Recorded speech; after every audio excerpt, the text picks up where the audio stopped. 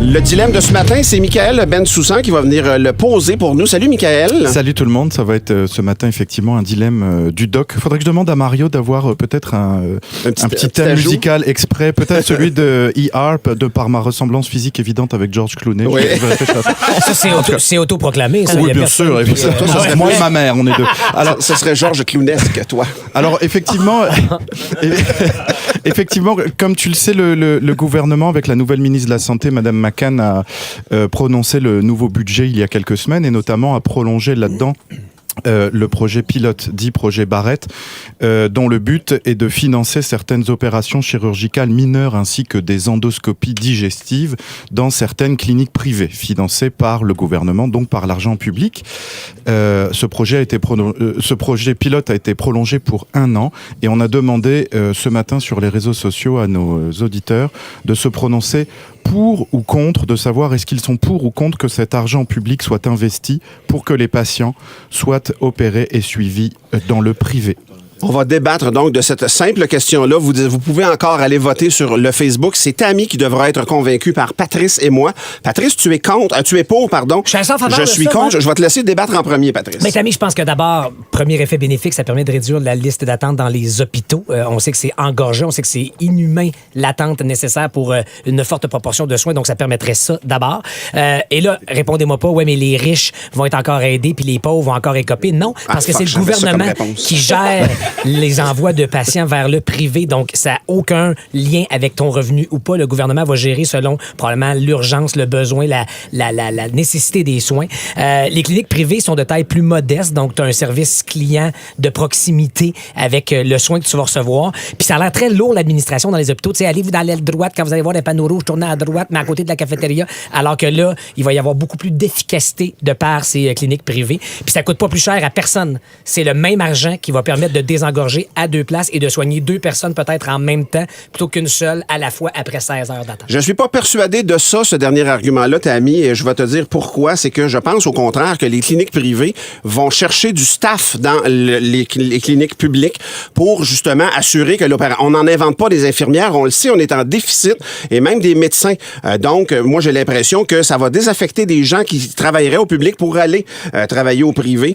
On a beau dire que c'est le gouvernement qui paye et que ça n'a rien à voir avec les listes d'attente, je trouve qu'on ouvre une porte dangereuse, puis c'est tout personnel à, justement, arriver avec un système à 2 vitesses. Moi, je serais pour qu'on donne plus de moyens au système public pour qu'ils viennent en charge, qu'ils soient capables d'opérer les gens dans des délais raisonnables. On a un système universel ou on n'en a pas. Eh bien, 76% des gens sur Facebook sont pour et 24% sont contre, mais le verdict sera rendu par Tammy Verge. J'étais à convaincre. Et comme Josiane Moreau ce matin sur la messagerie texte qui écrit « C'est tough à matin », je trouve aussi que c'est tough à matin. Ah ouais? Mais moi, je choisis de me ranger du côté des 24% qui ont voté sur Facebook. Je suis contre. On a fait un choix de société. Notre système de santé est public. Si on ouvre la porte sur le privé, on y arrivera jamais. Pour moi, c'est le début de la fin. Je serais en mode solution, puis j'abonde dans ton sens, Martin, donner plus d'argent peut-être au public pour qu'on trouve les moyens de servir notre clientèle. On a la chance d'avoir un chirurgien, gastro-entérologue et chirurgien avec nous en studio, le docteur Michael Bensoussan. Ouais. Doc, démêle tout ça pour nous autres. Je souris, je le dis aux auditeurs, là, je souris fortement parce que justement, Tammy, ce qu'elle dit, c'est effectivement très intéressant, mais il manque un argument. Il manque un argument qui n'a pas été encore dévoilé. Ce qu'il faut savoir, c'est que le gouvernement McCann, là, il arrive et donc ils ont prolongé ce projet-là pour 1 an en se disant peut-être que c'était une bonne idée. Je vais vous dire, ce projet pilote, donc dit le projet Barrett, qui est finalement une chose très positive qui a fonctionné, que le docteur Gaétan Barrett a laissé à la postérité. Vous vous rendez compte, ce type-là est tellement fort que la meilleure idée qu'il ait eue, c'est 6 mois après sa démission. Donc t'es pour? Mais en tout cas, je suis assez pour. En tout cas, c'est ce que j'ai vécu tout à fait personnellement. Moi, personnellement, j'avais des listes d'attente à l'hôpital Charlemagne. Mon Dieu, la productivité en endoscopie dans mon service à Charlemagne. On pouvait pas aller plus loin dans ce gros bâtiment et ce gros hôpital, ce gros vaisseau qu'est l'hôpital Charlemagne. Écoutez, des endoscopies On en fait en haut, en bas, à la cave, au milieu, jusqu'à 6h, jusqu'à 7h, les week-ends, les fins de semaine. On ne pouvait pas aller plus loin dans ce qu'on essayait de proposer comme solution pour les patients de Montérégie.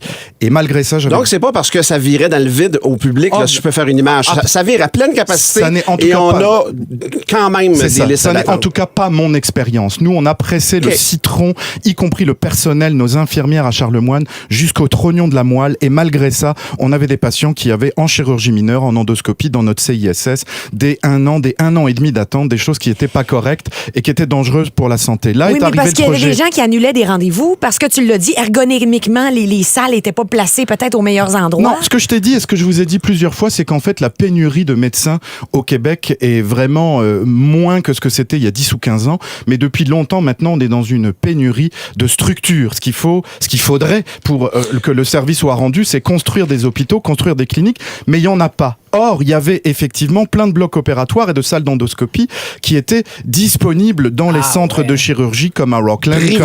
Privé, surtout depuis que Gaétan Barrette avait aussi, rappelez-vous, aboli les frais accessoires et que donc, à cause de ça, il y avait plein d'activités privées, donc rentables, donc payantes, qui se passaient plus dans les cliniques. Donc, il a lancé ce projet pilote-là pour savoir, est-ce que si on fait les mêmes affaires, les mêmes chirurgies mineures à l'hôpital ou dans une clinique privée, est-ce que ça va coûter pareil?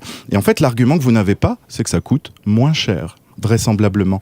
Le vaisseau est moins gros, le nombre d'employés est moins gros, les patients évidemment qui sont gérés dans ces cliniques-là sont moins lourds et moins gros. Donc en fait, quand chaque bestiole est autonome en fait. Exactement. Donc en fait, pour l'instant et en l'état, ce projet pilote, il est win-win parce que les listes d'attente ont vraiment diminué. Ça a marché. Tu l'as vécu pour toi. Je l'ai vécu pour moi en endoscopie, en chirurgie. Ce projet-là, à date, a fonctionné. Les délais pas corrects pour se faire un tunnel carpien ou une cataracte ou une coloscopie ont vraiment baissé. Au niveau de l'argent, les patients n'ont pas vu la différence puisque c'est payé par le gouvernement.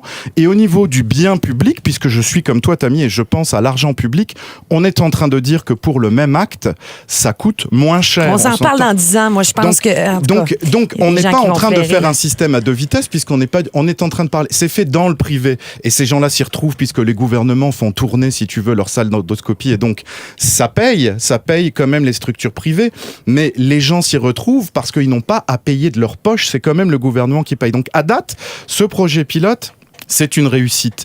Il est conçu de telle manière que ça ne crée pas en l'état un système comme ça à deux vitesses. Secondaire. Et est-ce qu'il faudrait mettre plus d'argent à l'hôpital comme tu es en train de le dire? Si je suis en train de vous dire que ça coûte moins cher dans la clinique privée, ça veut dire qu'on retombe toujours sur le même problème, c'est que c'est pas forcément qu'il faut mettre plus d'argent ou plus de moyens à l'hôpital, c'est peut-être que l'argent à l'hôpital est pas géré comme du monde avec l'argent qu'ils ont pour l'instant. En semaine, dès 5h25. 96.9.